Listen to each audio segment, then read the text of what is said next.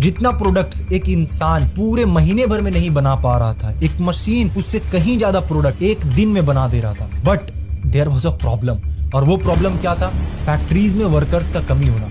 क्योंकि लोग अपने फील्ड में एग्रीकल्चर कर रहे थे, अपने हाथों से प्रोडक्ट्स बना रहे थे, छोटे मोटे बिजनेस कर रहे थे और पैसे अर्न कर रहे थे। ऐसे में कोई अपना ये सब कुछ छोड़कर किसी और के फैक्ट्री में एज अ लेबर क्यों काम करना चाहेगा? इस प्रॉब्लम का सोल्यूशन कैसे निकाला जाए? वेल, पर्शियन एजुकेशन सिस्टम अपने रिजल्ट्स के कारण ऊपर के बैठे लोगों तक ऑलरेडी पहुंच चुका था, और अब डिफरेंट कंट्रीज अपना एजुकेशन सिस्टम इस पर्शियन एजुकेशन सिस्टम के मॉडल पे बनाना शुरू कर देती है। और इस बारी सोल पर्पस क्या होता है? इस बारी सोल पर्पस होता है एक ऐसा जेनरेशन तैयार करना जिनके क्रिएटिविटी को किल करके उनके दिमाग में पैसा अर्न करने का बस एक ही ऑप्शन रह जाए, और वो हो work as a labour in factories. Mostly who wanted to produce cadres of obedient workers, and that's why the desks are in rows, and that's why there's factory bells, and that's why it's top-down leadership. और ठीक ऐसा ही होना शुरू हो जाता है। जो लोग अब तक फार्मिंग करके छोटे मोटे बिजनेस करके मनी अर्न कर रहे थे, उनके बच्चों के ब्रेन को इस तरीके से ब्रेन वॉश किया जाता है कि जब वो अपना एजुकेशन कंप्लीट करके निकलते हैं तो उनके दिमाग में पैसा अर्न करने का बस एक ही ऑप्शन रह जाता है, और वो होता है किसी फैक्ट्रीज में काम करना। और इस तरह लेबर्स की जो कमी थी वो धीरे धीरे पूरा होना शुरू हो जाता है।